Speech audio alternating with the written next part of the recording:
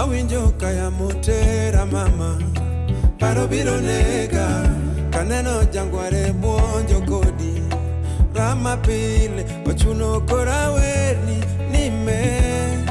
nimejita mikutano niwe abebo ka ochunya aworo mama herana mari mama opongo chunya amora chalo nyarombo kiranga tibuonjo kiwangi. And I'm falling in love with you, and it feels so good to know that you love me too. I'm falling in love with you, and it feels so good to know that you love me too. And now I wanna sing this song to you.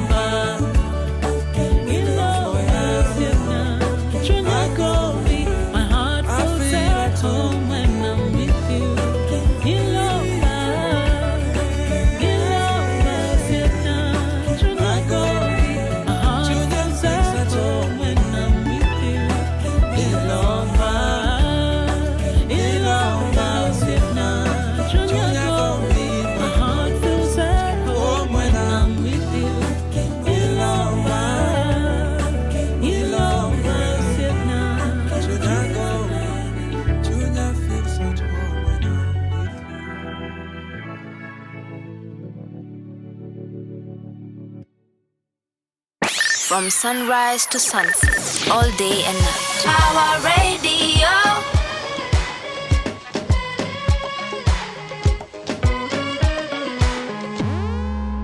I wanna be rich, I wanna be famous, I wanna have lots and lots of money. Soar above the clouds, I wanna be free, like Nelson Mandela. Stand tall like a pyramid, so courageous. No place I'd rather be. Oh na na na, oh na na na. There's no place I'd rather be. Oh na na na. Live and die in Africa. I wanna live and die in Africa. Live and die in Africa. Hey, live and die in Africa. Hey, I wanna feel love. I wanna be remembered. I wanna go down in history. Make my mama proud. The darker the berry, the sweeter the juice. Nasitoke nyumbani, mwacha mila mtumwa. Hey, no place I'd rather go. Ooh, no place I'd rather go. I live and die in Africa. Yeah, I live and die in Africa. Ooh, yeah, I live and die in Africa. Yeah, I live and die in Africa.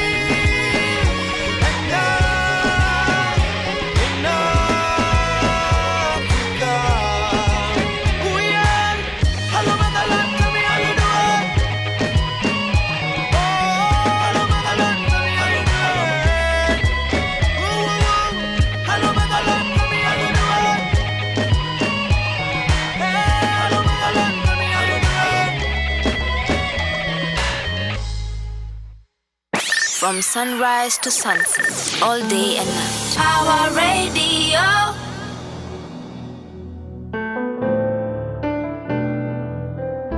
Don't ever call me. Don't think about me. Don't say you miss me. Don't imagine I miss you. Don't hold on to the memories. Don't wait for me to call you.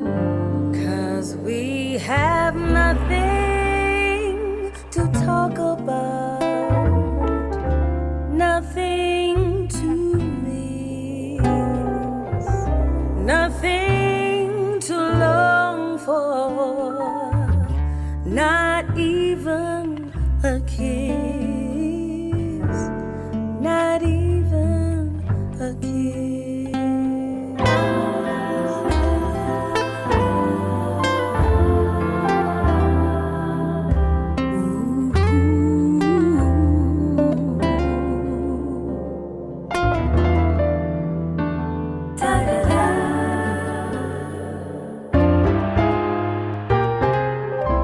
Don't think I'm crying.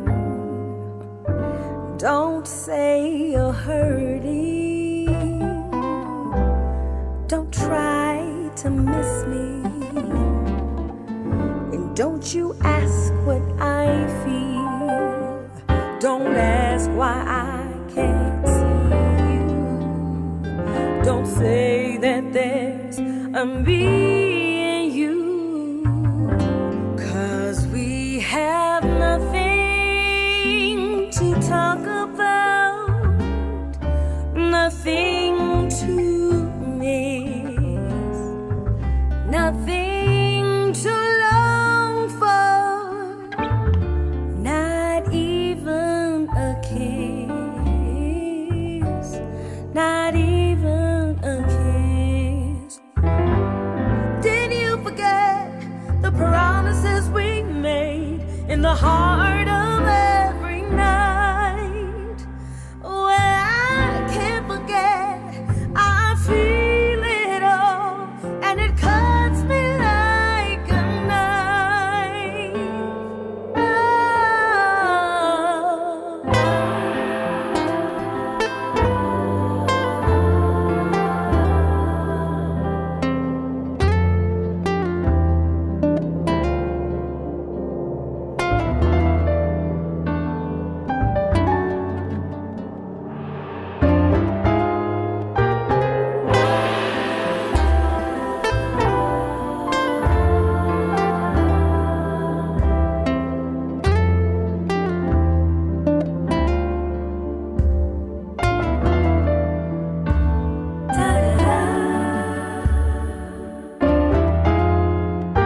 Don't ask why I can't see you.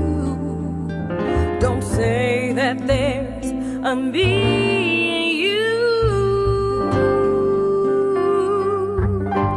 'Cause we have nothing to talk about, nothing to miss, nothing to long for,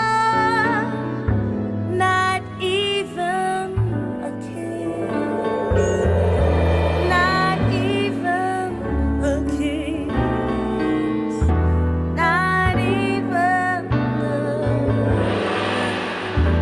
not even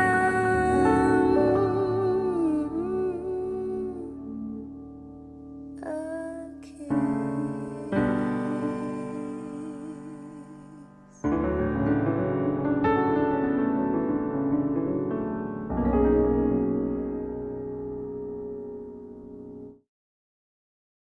From sunrise to sunset, all day and night. Power Radio.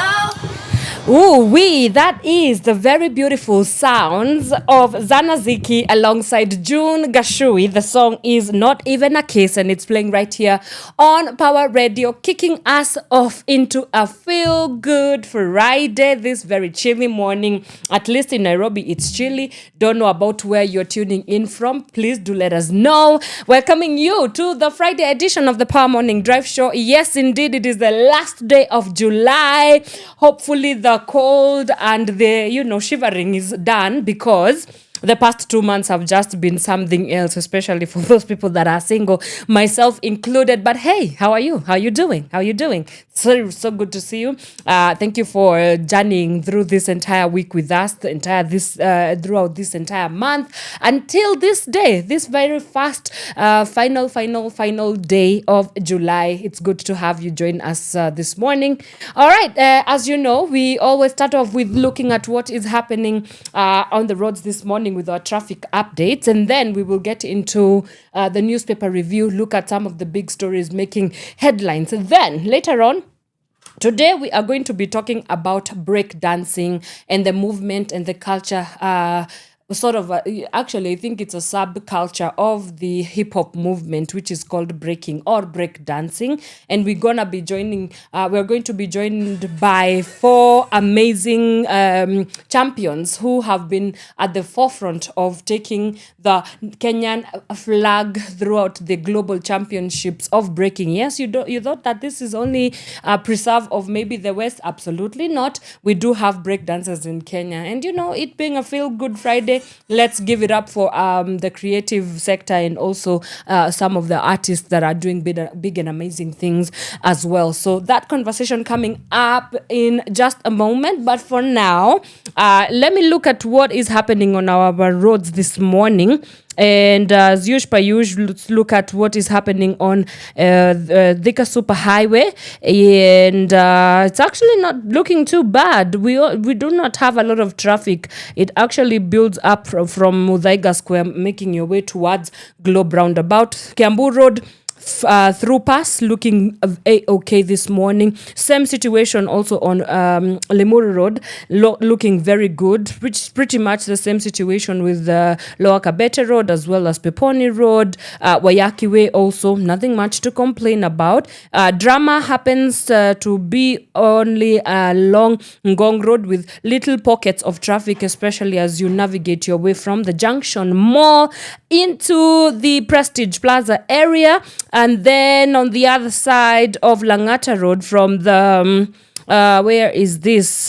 Traffic starts building up just shortly after Uhuru Gardens as you make your way towards the...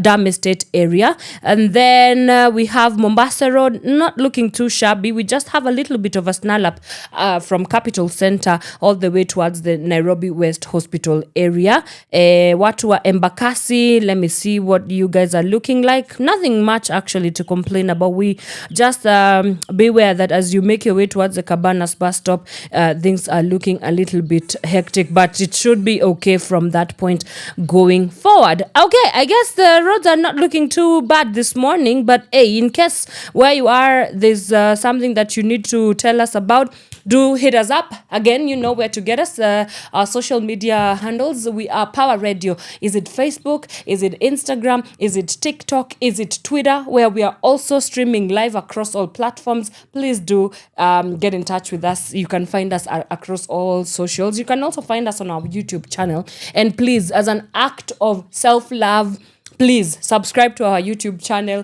It really goes far. Like, comment, share the links. It really goes a long way. Let's get the people joining the vibes. In ukweli. All right. I think that's a good thing to do. Then you can also find us on our website, www.power254.org/Power Radio. Okay. Now, let me take a quick breather. We come back and we look at Vision 2060. Is it happening? What happens to Vision 2030 now?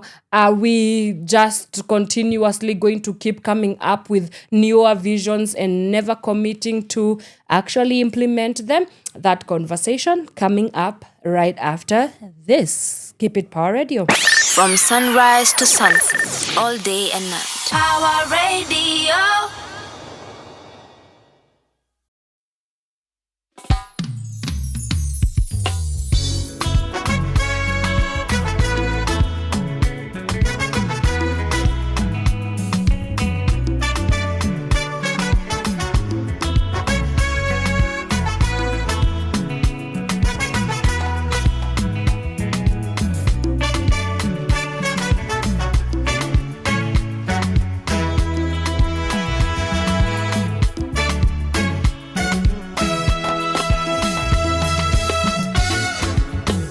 Ninavyoona vile ninavyohisi, usikae kama mtu anaficha hisia.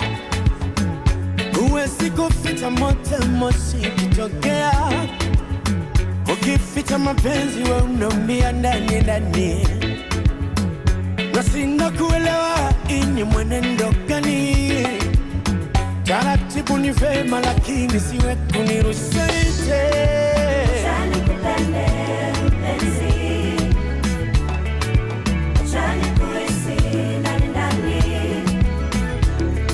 Nishike mkononi twende mbali kwetu, ingawa mbali uko ni nyumbani takubeba kwetu. Taratibu ni vema lakini kusiwe mwingine. Nieleze kwa nini we una hofu na mimi. Nakupenda, I love you, je t'aime. Hakika tazama uso wangu, nimekumbwa na msasa wa kimapenzi. Natangaza wasi hadharani, nakupenda Nakupenda sana niko na wewe kufana kupona. Kufana kupona baby. Hey. Yeah. Kufana kupona ingawa mbali. Uko ni nyumbani. Yeah. Imatana kwetu. Nishike mkononi. Yeah. Kufana kupona baby. Hey. Ingawa mbali. Uko ni nyumbani.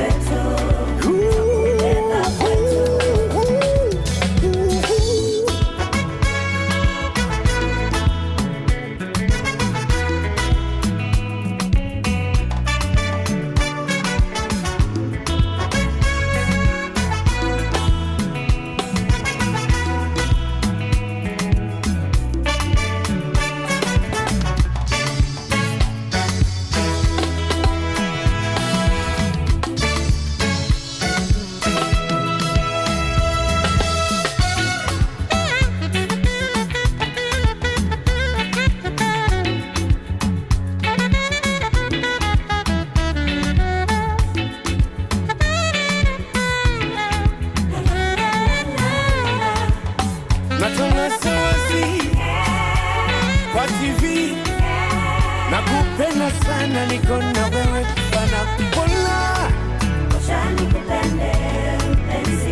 Kufana kupona.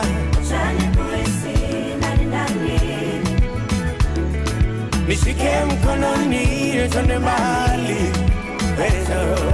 Ingawa mbali. Uko ni nyumbani. Imatana kwetu. Takupepa maziwa makuu. Nishike mkononi twende mbali. Ingawa mbali. Uko ni nyumbani. Imatana.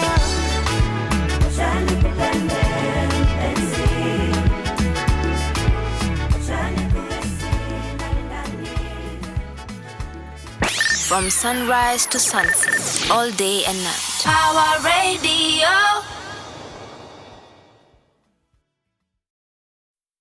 Dance.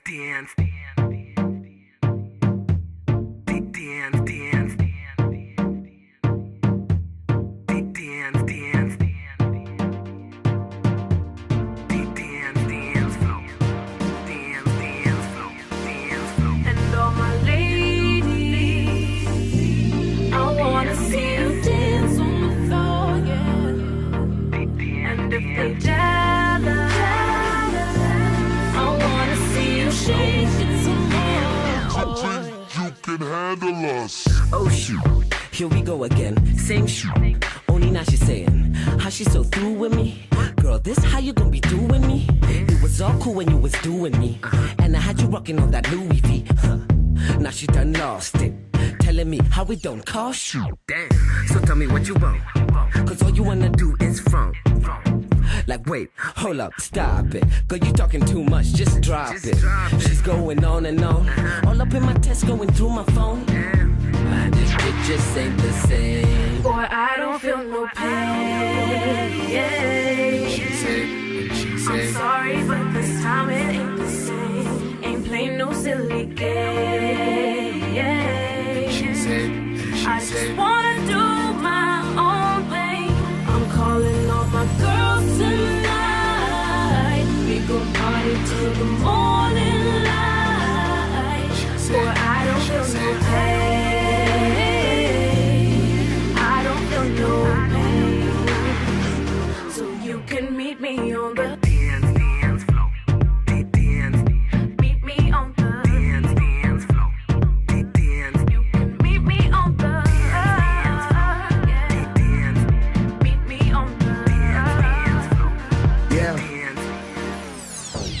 Yeah, shit happens, thought you were mine, what we had was magic. Yeah, it took time, but you just can't manage. Used to have shine, but I guess that vanished.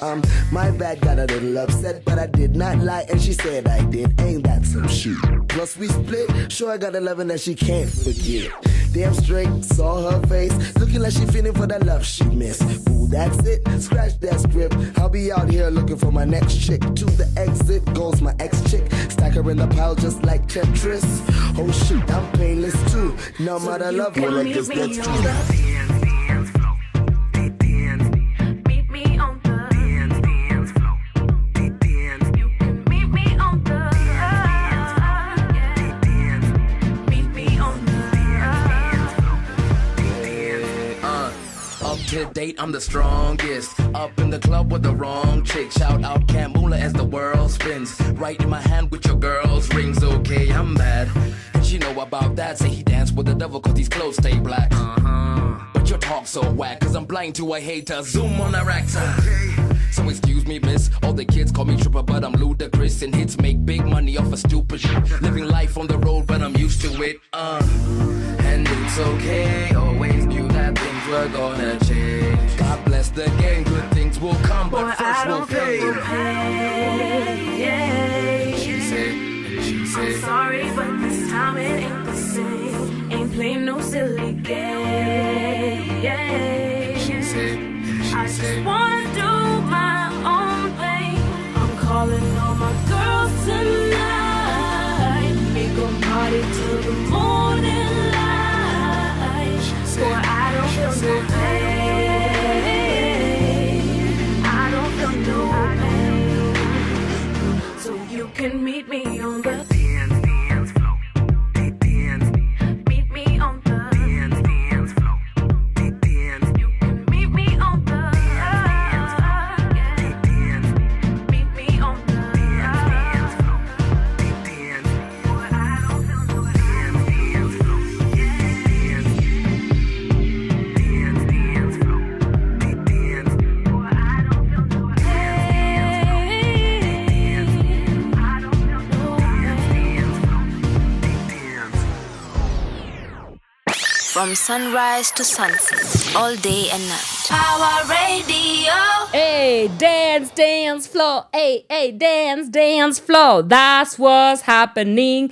You know, it's just some party vibes going on because let me not get excited too early because the people who know all about dancing and breaking on the dance floor are going to be joining us just shortly, but not before we get into what is happening in the country.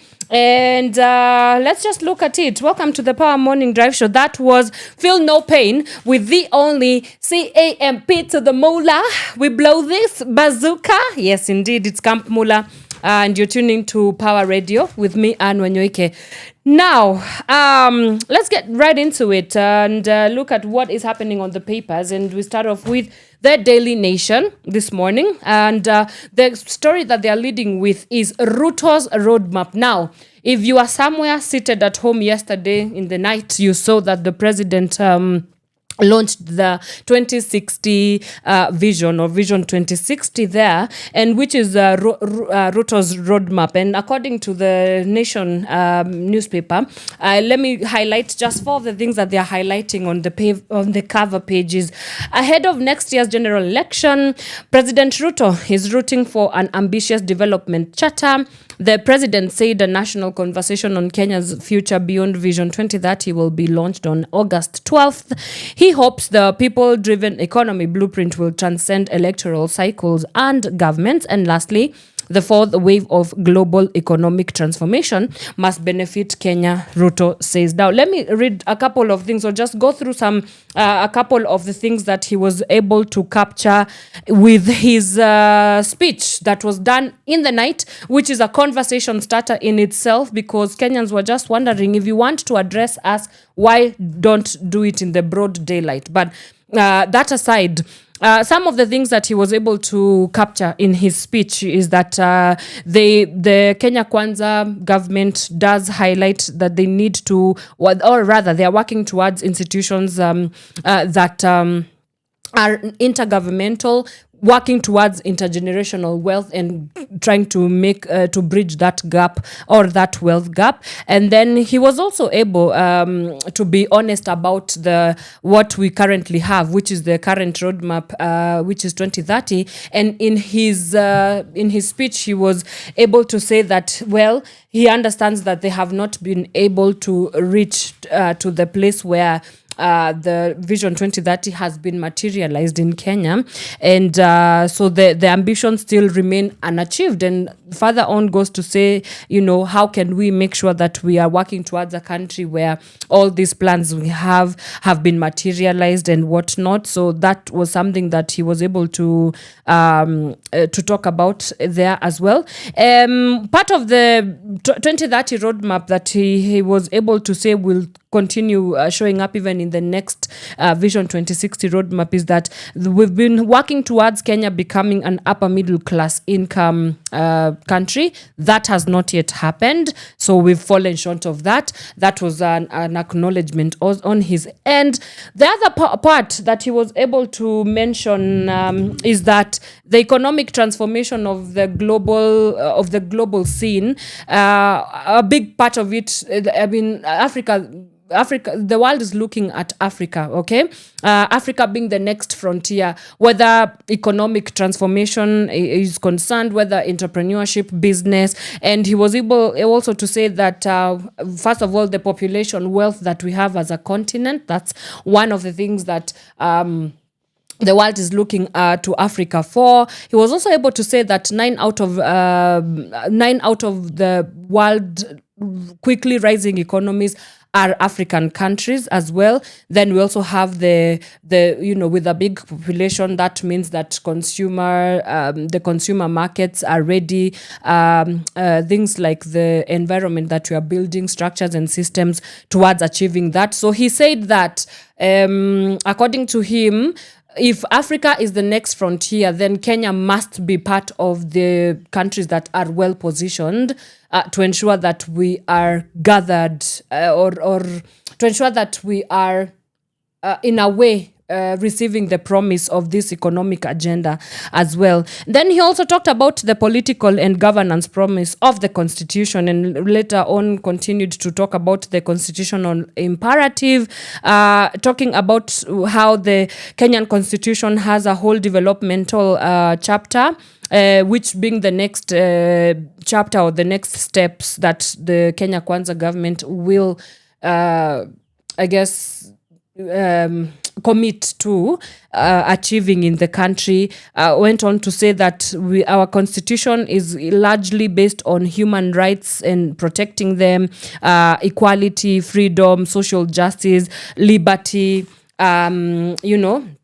as well as equity. And so he was able to mention that Vision 2060 is supposed to apparently domesticate all these things, not just as ideas, not just as ideologies, not just as philosophies, but also as actual, tangible realities of every Kenyan. Will it happen? I'm not so sure that will happen because, again, with his opening remarks, he was able to say that Vision 2030 is now coming to, we only have just give or take 4 years towards Vision 2030. And when we look at all the promises of that strategy or strategic plan, we don't even look like we have done maybe 1 or 2 things out of the many plans that were enshredded within Kenya's Vision 2030.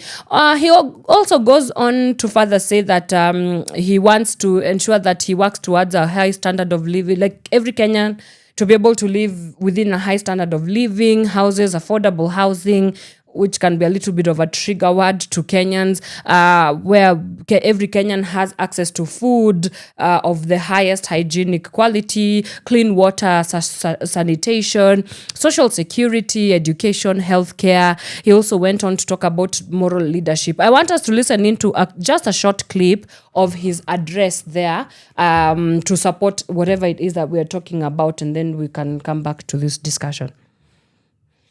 Accordingly, on Wednesday, the 12th of August, 2026, we shall formally launch a national conversation on Kenya's future beyond Vision 2030, the most consequential exercise in national reflection and public participation since the promulgation of our Constitution in 2010. We shall bring together every institution of our republic, every county and every generation, leaders from political parties, the private sector, workers' organizations, faith communities, universities, professional associations, innovators, civil society, our creative industry, and above all, our young people will be at the center. There you have it, the president there with his very big promises, and that young people will be at the center of whatever plans that he has for 2060. Of course, you know, the biggest critic to President Ruto is none other than former Deputy President Rigathi Gachagua. This is what he had to say in response or reaction to that. Sasa leo, he has come up with another con game, deception. Very big one tonight. Nimwambie nisimwambie. To deceive them now. Son. Our son, Uhuru Kenyatta. Mfalme.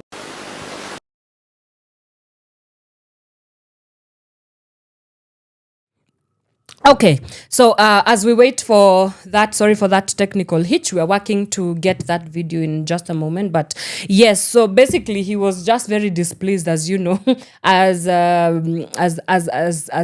President Ruto's biggest critic, if I do say so myself right now. But yeah, so many questions. Let me also read something that the Daily Nation has been able to capture here, and this was again in response to the ongoing conversations about looking at countries like China, Malaysia, Singapore in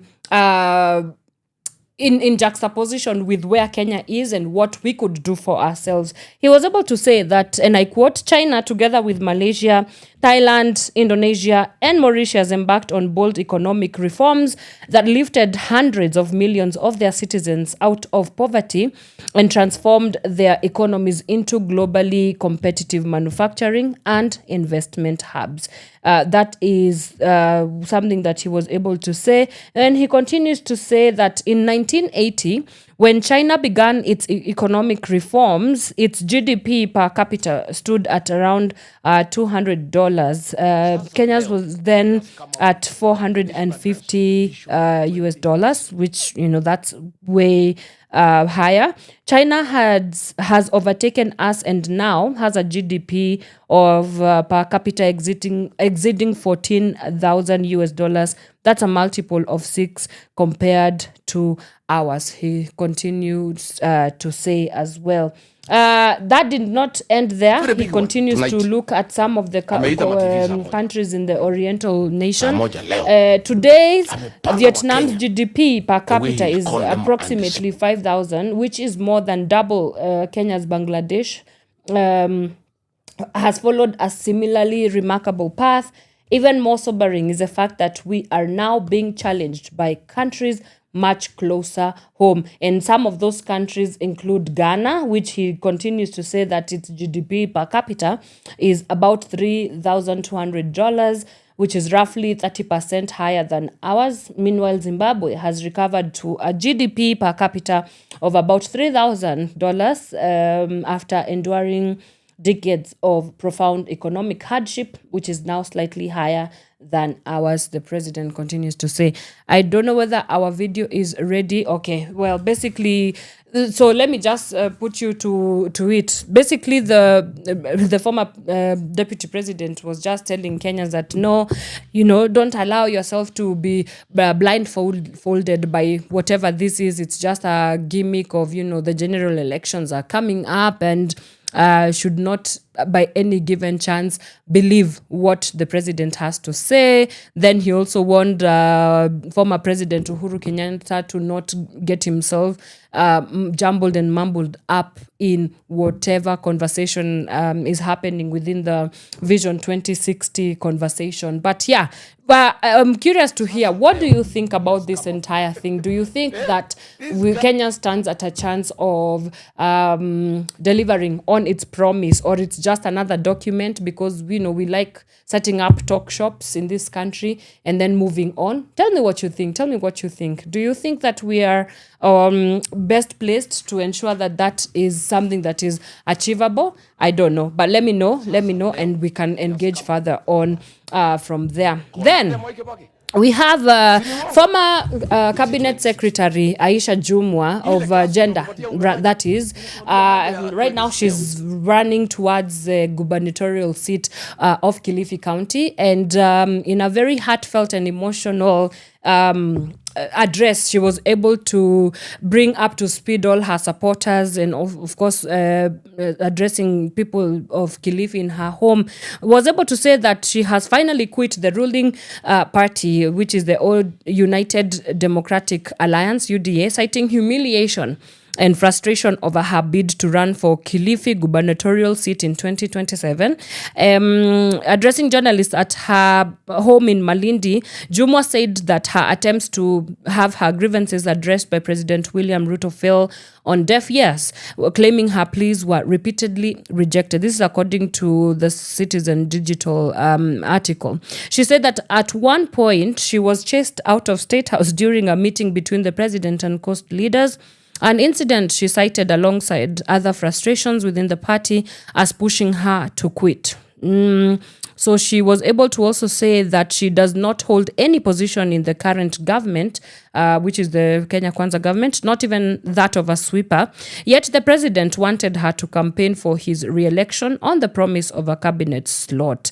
She said that she would soon announce her political direction and join another camp, though she did not specify which one. And of course, everyone is guessing on what this would potentially mean. Jumwa also appealed to the president not to harm her and to let her be as she takes her next political steps. She says pressure from broad-based coalition leaders, who she claimed would not field a UDA candidate for the Kilifi governor seat, is what pushed her to leave the party. The former CS asked Kilifi residents to remain calm, maintaining that she will still contest the governorship in 2027. And we are just getting started. I keep saying that it's definitely a general election year, so more conversations around realignments, political realignments here, people quitting, other people joining, new political coalitions also coming up. We are about to see it all. Something about this 2027 general elections feels a little bit more high octane than the other ones that have been happening. So it's not a surprise. Absolutely, I'm not surprised about it. But what do you think will happen to Aisha Jumwa? I think we can listen into her speech. Let's listen in, and then we can finalize on our newspaper review this morning. After deep reflection, heartfelt prayer, and countless consultations with the people I serve, I have made one of the most difficult decisions of my political life. From today, Aisha Jumwa Karisa Katana is no longer a member of the United Democratic Alliance, UDA. This decision is not an act of anger. It is an act of conscience.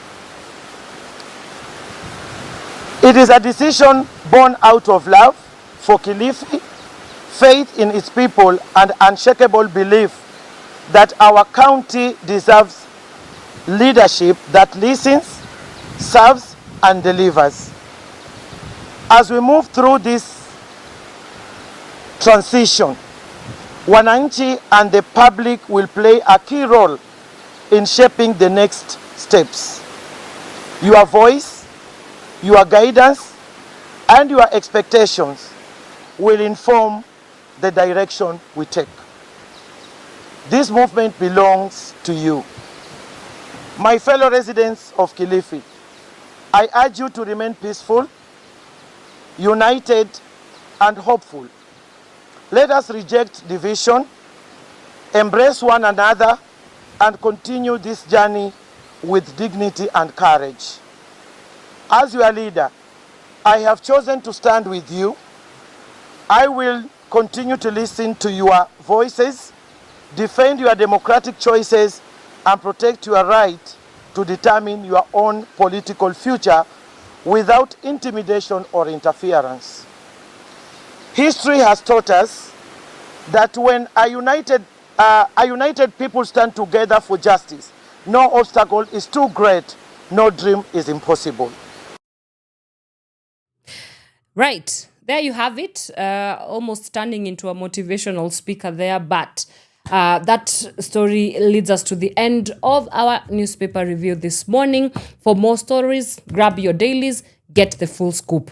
Now, today we are going to be joined by champions in the breaking scene in Kenya. Yes, indeed. If you thought that this is only a New York thing or a global North thing, think again, because straight from the King of the Street crew, we have some world champions of the breaking. They're going to be telling us a little bit about what they were doing at the Global Breaking Olympics, the win that Kenya has gotten, and then we will also look at how can we ensure that we are investing in more, I guess, creative economy or creative expressions that are not necessarily traditional, because it is definitely important. So that conversation coming up in just a moment. Do keep it Power Radio. We'll be right back after this.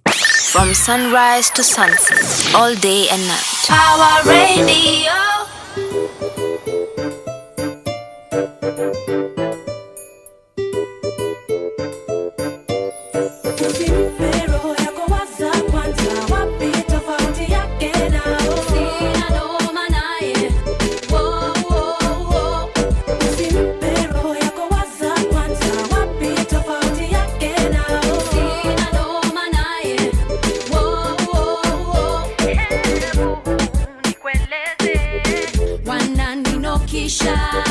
Wananiambia mimi ni malaika, ninawapendeza wote, wananiwaza, siwezi wakata njaro zao manufaa.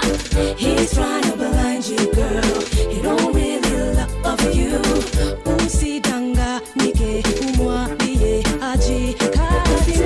Roho yako waza kwanza, wapi tofauti yake na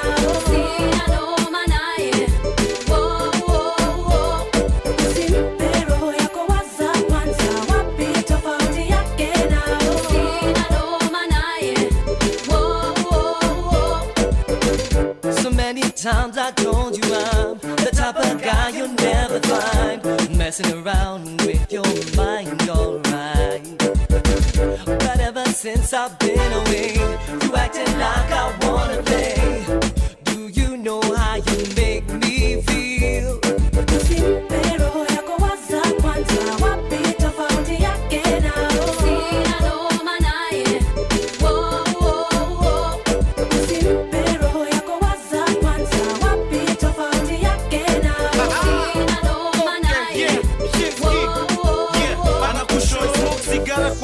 na gnaja tu atiwe kukuwa na mita kuwa blanda juu mekuwa bad boy ever since standard 2 kutambua watoi mateke hadi na ganda mguu lakini ajui ya impaidi akikuambia mini roughneck bad boy ndo unanipenda zaidi kila roho yako imechagua ishachagua na hiyo ni kitu nikoshua hata mwenye anajua ni Shinski baby una smell fresh kama lavender na cherry silikuite Mariah jo vile umecarry ring kwenye belly na smile ya Halle Berry matake ni like since ni cheki kwa teli jumi wanga juu ya maji jo kama ferry ni wanga magush na sedusa hata medusa na gusa kibusa anapata magusa 9 inches kwa boxers abas baby yeah.